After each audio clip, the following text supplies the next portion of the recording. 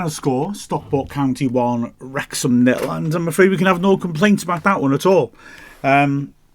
This was a rare day with this team where we just weren't able to get going. There have been other games, away games, that, although we've not got the result we want, and although we haven't operated at full capacity for chunks of the game, we've still had something to come back at the opposition, where the Stevenage game comes to mind.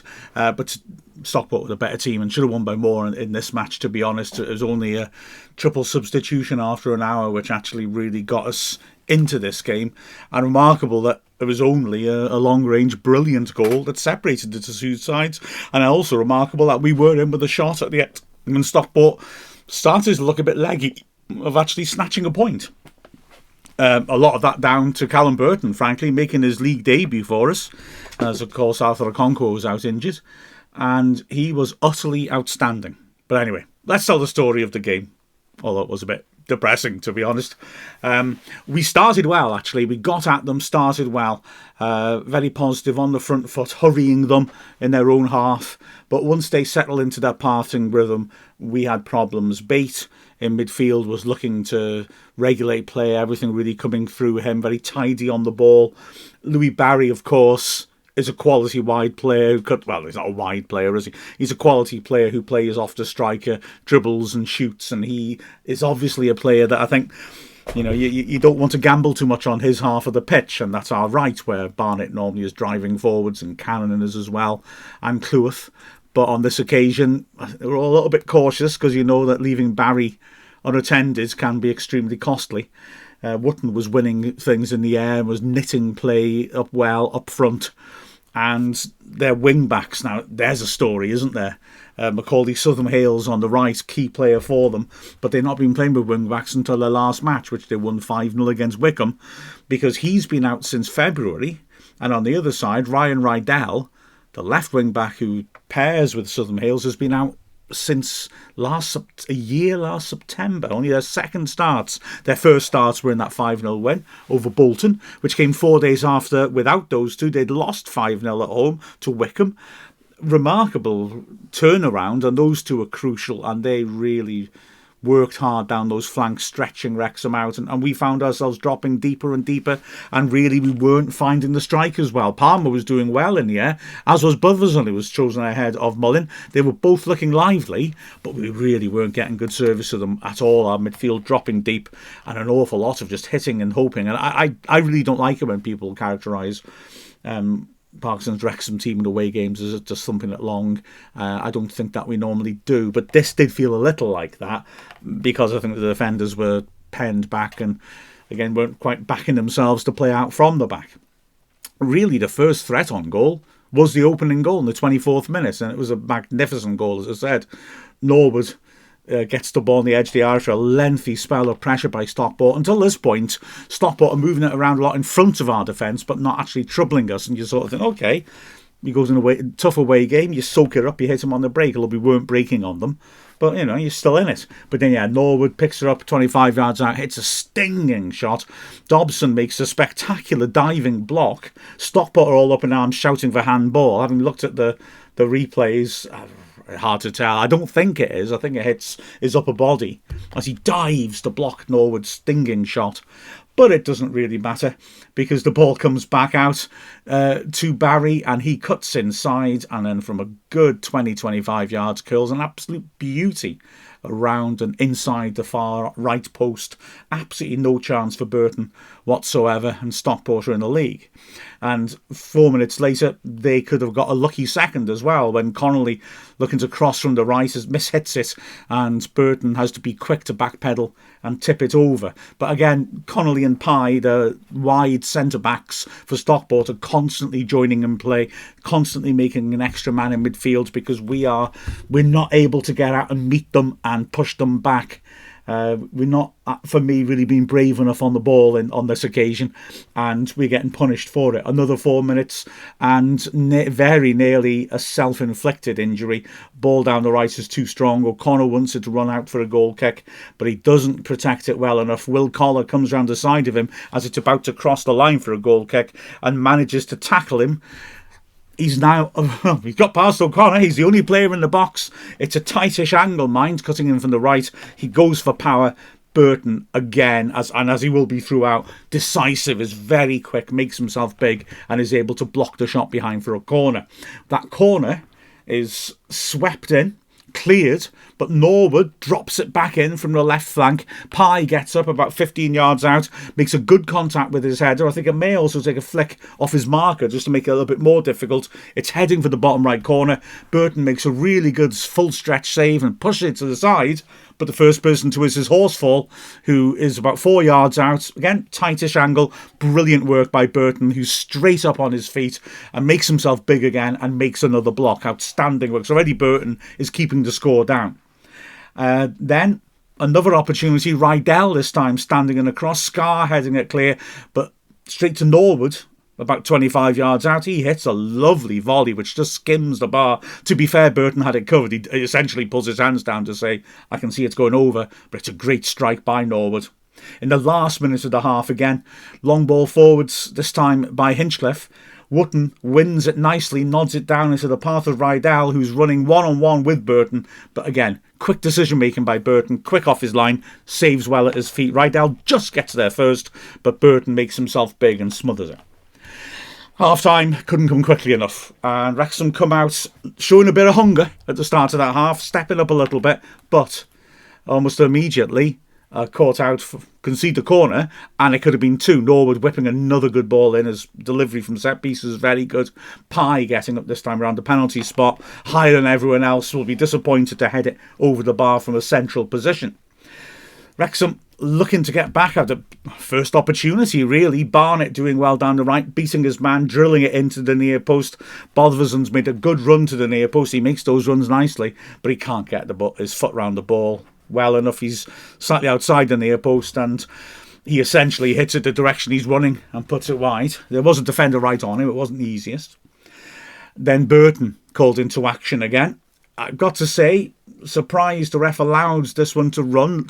Collar appeared to take Lee out as Lee was jumping in the air, but the ref doesn't give a foul, and Barry makes a great run down the left channel into the box. Powerful hit and another good save by Burton, protecting his near post. We make that triple substitution, which has an impact on the game. So Mullin replaces Bodvarsson. At the back, O'Connell replaces Scar, and Rathbone comes on for Cannon.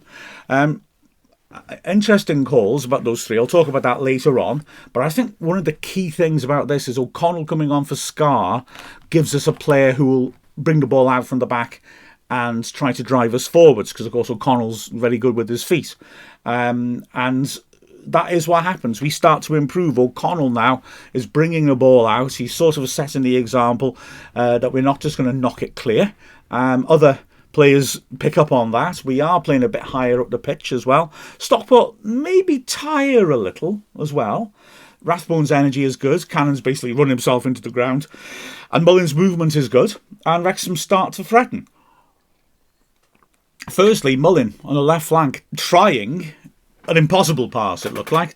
Trying to dink it between two defenders for Palmer, and he nearly gets it right. It was a hell of a difficult pass. The angle of the pass is always going to make it roll through to the keeper, and it does, but he nearly hits Palmer. Palmer stretching is just short of being able to bring it down.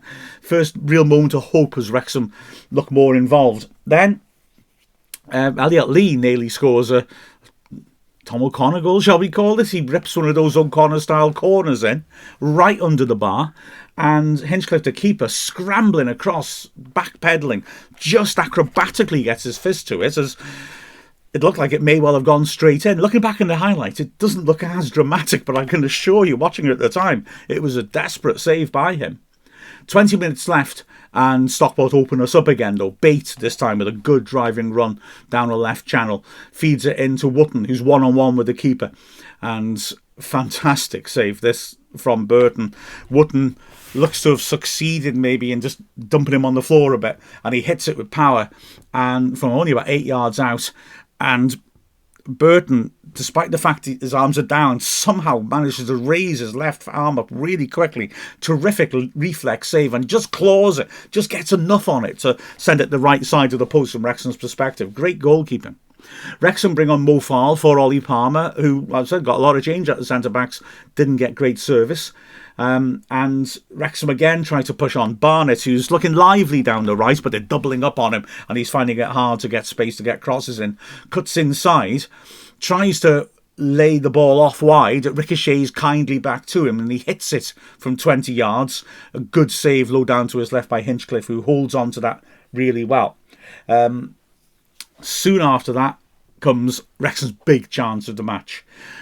McLean on the left-hand side with the outside of his foot puts a beautiful cross at the far post. Elliot Lee is unmarked, 6 yards out. He gets up well. He decides to head it back the direction he's facing and puts it just wide of the far post. Now, to be fair, Elliot Lee has scored a lot more goals with his head than I ever have. But I just wonder whether he was quite close, whether just getting it on target should have been the main priority rather than really making it difficult for the keeper. Anyway, it goes wide. Matty James comes on for George Dobson to try and get a grip on the game with 5 minutes left. 3 minutes after that, Lee sweeps the ball in, and Mullin at the far post from a good 15 yards out can't head the ball on target, takes a whack on the head for his troubles, which the referee doesn't really react to very quickly, worryingly, but he was okay. And in added time, as Wrexham push on, we've changed by now to the diamond midfield with 4 at the back and O'Connor stepping into midfield. It's actually Stockport making chances on the break. They haven't made chances really since the substitution, hardly, only a couple. But now they start to open things up. Tanto Olafe's come on up front. He scored a hat-trick against us in the corresponding fixture last season. And he has 2 big chances. Firstly, a ball through the middle. Wrexham are exposed. O'Connell is up against him, the last defender. And Olafe turns it much too easily. O'Connell has a wild swipe to try and hack him down and take the red card, because it had to be a red card if he stops him, but he can't.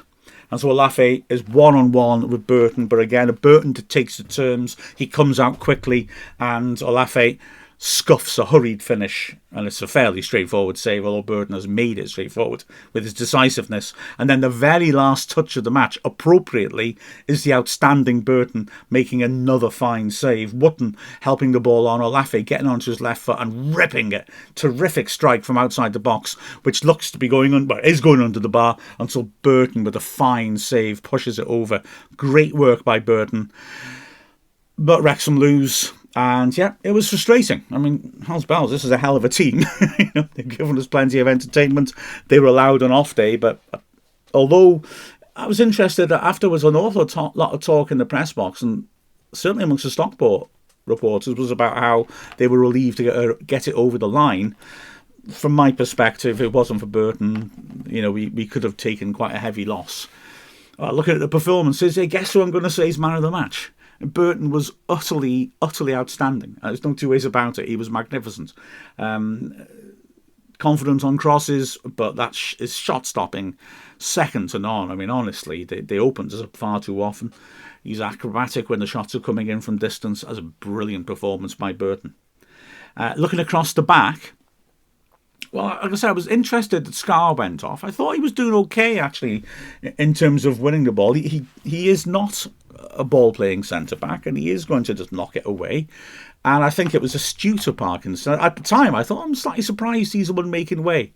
But it was astute, I think, of Parkinson to bring on O'Connell to change the nature of the game and the nature of the way we were playing out from the back. And O'Connell would try to keep the ball and be progressive with it. So, okay, I understood that, although I don't think there was a huge amount wrong with how Scar defended.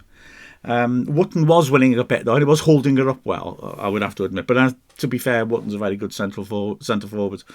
He does that, I thought Clewis did all right. I say the defence weren't too bad, despite me saying they could have scored a few. He was solid enough, I thought, on the right side. Barry's the player running at him. He doesn't really get in beyond him very often. And Clewis, in the second half, was trying to drive forward and make things happen.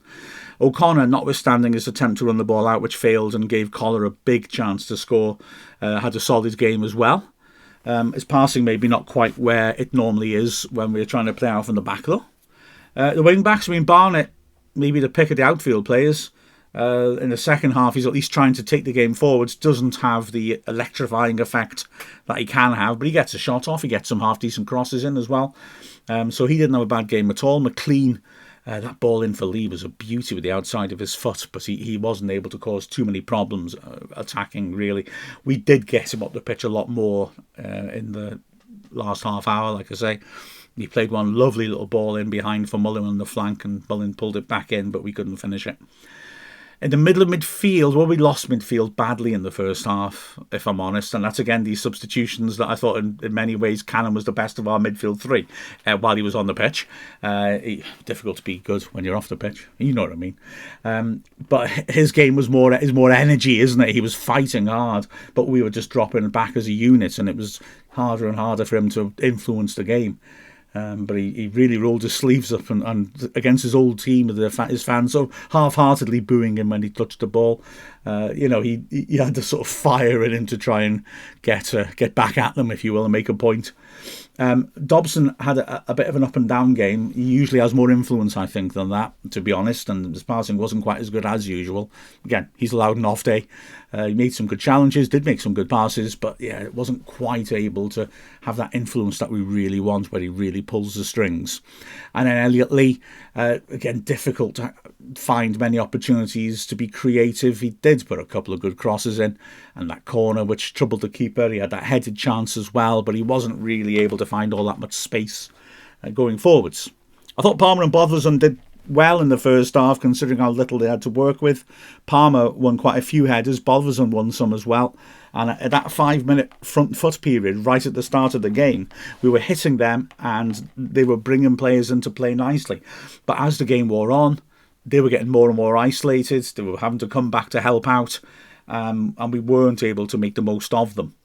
As for the subs, like I say, they made a difference. O'Connell was very good, notwithstanding his attempt to get a red card at the end, but he had to try and do it. But it was the mistake leading up to it where he allowed Laffy to turn. That was the one mistake he made, but he did well and he lifted the team. Rathbone again was battling away, and again with Rathbone you would hope that he'd be able to take the game higher at the pitch. In midfield's playing 10-15 yards higher up, and it did, and he hassled the Stockport players again with great energy.